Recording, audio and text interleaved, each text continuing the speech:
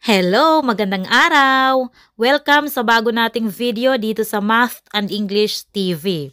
Sa video na ito ay magdi-divide tayo ng whole number at mixed number. Okay, let's divide 10 divided by 2 and 3/5.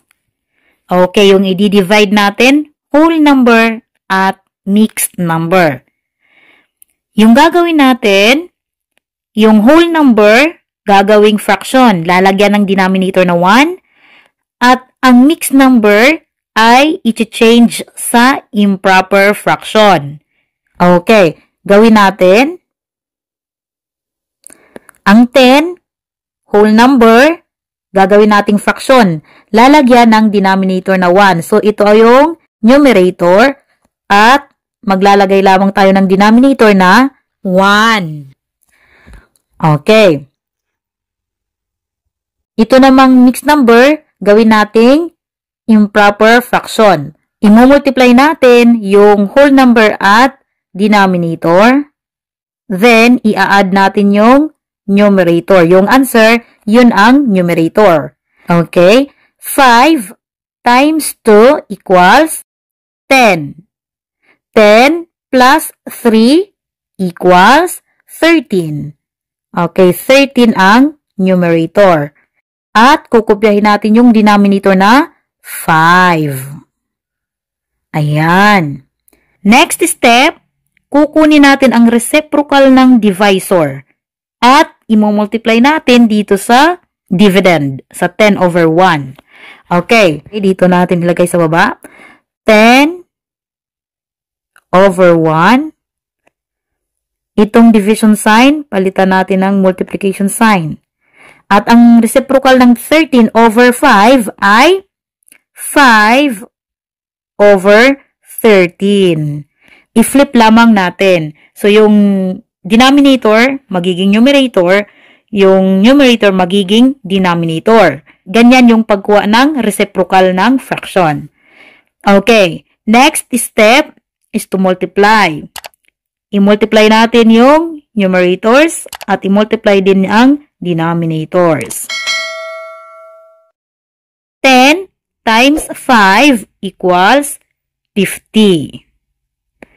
1 times 13 equals 13.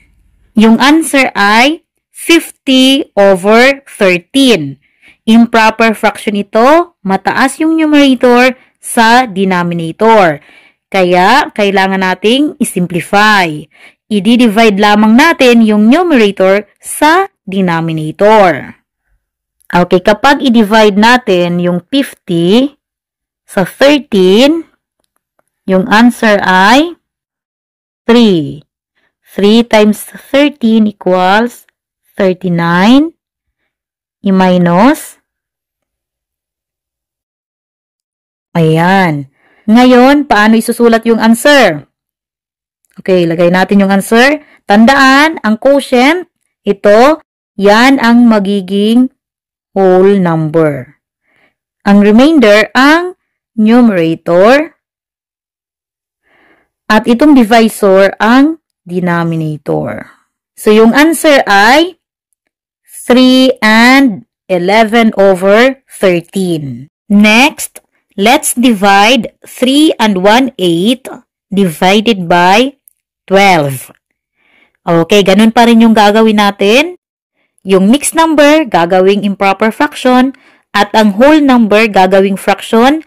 Lalagyan ng denominator na 1. Okay, gawin natin. Yung 3 and 1/8, gawin nating improper fraction.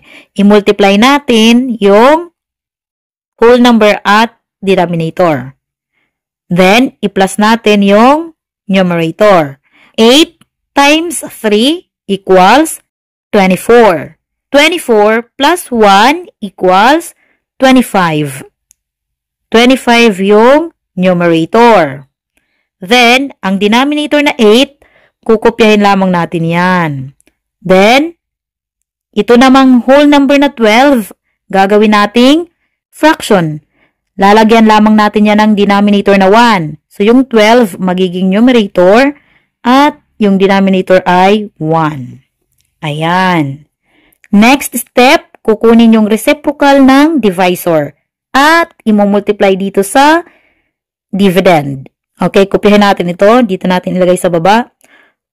25 over 8. Itong division sign, gawin natin multiplication sign.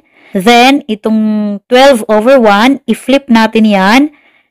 Magiging 1 over 12. Ipagpapalit lamang natin yung posisyon ng numerator at denominator.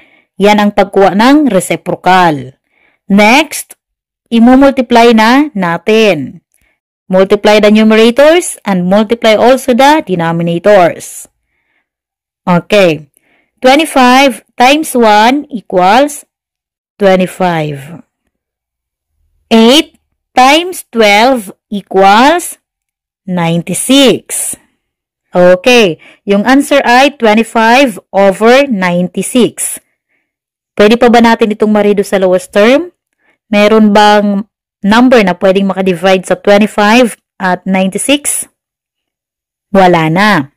Kaya, eto na yung answer.